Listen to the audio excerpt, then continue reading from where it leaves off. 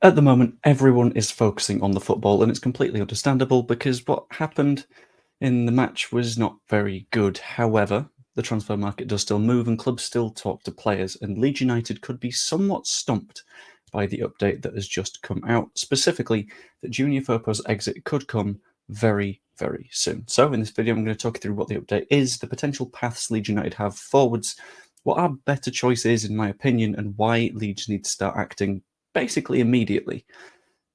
Because to start with, the update is not something that is necessarily good for Leeds United.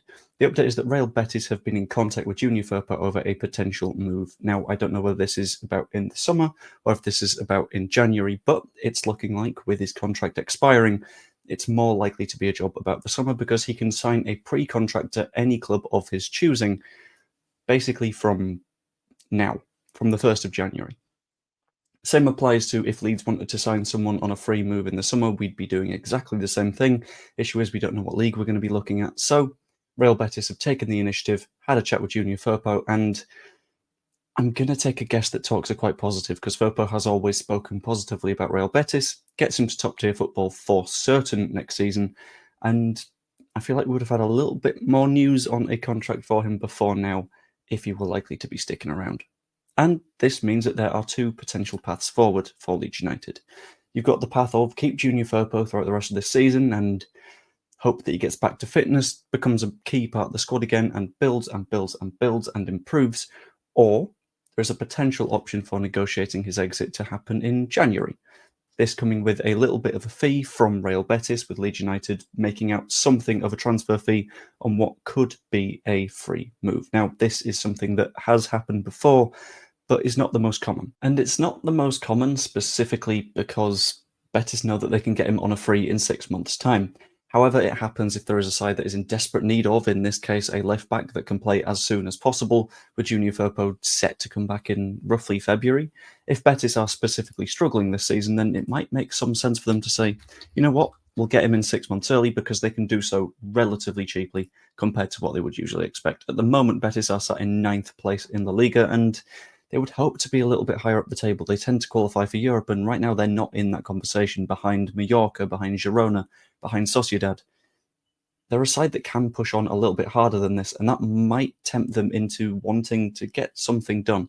In addition to that, there is a clear better choice for Leeds United at the moment, because multiple factors point towards Junior Firpo going now being better than Junior Firpo going later. Multiple factors being, number one, Junior Firpo is in a situation where he wouldn't want to risk any future move to Real Betis, which means that if he does come back from injury, he's going to be very, very careful. He's not going to be that free-roaming, attacking, monstrous left-back that we've become accustomed to when he's fit and healthy at Leeds United. He would potentially be playing within himself because a further injury means that he might not be able to go to Betis and get that move where he can continue his career where he initially built it from, which would be a genuine shame on his part, and I can completely understand his attitude in that position. Simultaneously, it's best for Leeds because, well, you get a little bit of money out of it. Junior Firpo definitely has potential to leave for free unless we sign a new contract with him. So if we're able to get a fee out of him, whether it's just £1 million or something relatively small like that, it's so weird that in terms of football transfers we talk about £1 million being small, but even something like that is better than a free transfer from our perspective, because at the same time, look at the squad. We've got a few options that can play at left back. We've got Firpo, we've got Schmidt, we've got, at a push, Pascal Stroke. You don't really want them to. Sam Byram, another example. But we do have replacements, and since Firpo's been injured, it's not like left back has been the scariest position that we've got at the minute. It just makes sense from the Leeds United perspective if we can sort this short term. In addition to that, this leads to Leeds probably needing to act now. And I say this because no matter what, we'd need to sign a new left-back next season anyway, but I'm currently in the position where we probably need to sign someone who can play all across the back line now-ish. Centre-back is a not deep position for us in the slightest at the moment, because if Joe Rodon gets injured, problems. Because Ampadu and Strauch have never played together, and Ampadu's best position is not as a centre-back, it's as a central midfielder. At right-back, we know we are thin. We've got Bogle, we've got Byram. Beyond that, you're down to Ampadu again. And that's his third best position. Left back, Voba's not a natural left back. Isaac Schmidt doesn't seem to be trusted right now, and Byram is relatively injury prone. And I have always said that championship players are in the championship for a reason. And all of those players that I've listed have their own little flaws. And you expect that from a championship player. But when we get promoted to the Premier League, if we get promoted to the Premier League, we're going to need a little bit more depth at left back. So this is the perfect time for us to go into it, dive in and say, cool, we can sign a very solid left back on loan, or even a relatively cheap one permanently, because £1 million comes in, we put that right onto the books. Going out, you have to amortise it over the length of a contract, which would be 4 or 5 years. You can look at a £4 or £5 million left back. From the young, promising options that exist around the world at the minute, that is not a bad player. That is someone that does have potential to be a Premier League standard player, because we also need to consider we need to buy an extra left back anyway when we get promoted, because Sam Byram isn't going to stick around. I don't know if he'd be able to do a season in the Premier League. Max Voba, probably going to be leaving in the summer, as far as we can tell, especially if we don't go up. So no matter what, we need to act within this window. And when I say need to act now, I'm not saying in the next 2 or 3 days, because Firpo, as far as we're aware, is probably going in June.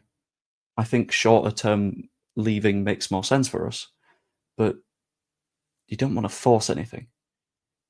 And I think by the end of January, if we've not made a move for someone that can play across that back line, I think we'll be genuinely making a little bit of a mistake.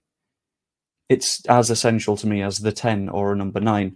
I'm still not currently calling a goalkeeper crucial until we've seen Darlow against Harrogate, because I think that's why you have spare goalkeepers. But I think if we don't act in this window and we don't make a decision on Junior Firpo and start planning for the future, we could be in deep trouble, because the last thing that we need is a promotion run-in that runs to the final weeks of the season away at Plymouth, a team that is going to be kicky, that's going to be grindy, that are going to be fighting against relegation, and you've got a Junior Firpo on the pitch who is scared of an injury because he wants to go to Betis. That's not a position that we want to be in. I'm sure that's not a position that he wants to be in. And I think for everyone, that's probably the best route forwards, although I can't speak about the Betis point of view. But as always, that's just what I think. Let me know what you think in the comments down below, because I always like seeing your opinions. I've not seen anything on the Melier stream quite yet, purely because there's a hell of a lot of comments on there. I might swim into that tomorrow morning. We'll find out. But I hope you enjoyed. If you did, like the video. It's always hugely appreciated. It helps me get the channel going in the right direction. Subscribe if you're not yet as well. Really, really promising to see the channel growing. Or you can become a channel member. You get videos like this one significantly earlier than anyone else. Hope you enjoyed, and I will see you later. Doodaloo. I will miss the Firpo song when he goes, though.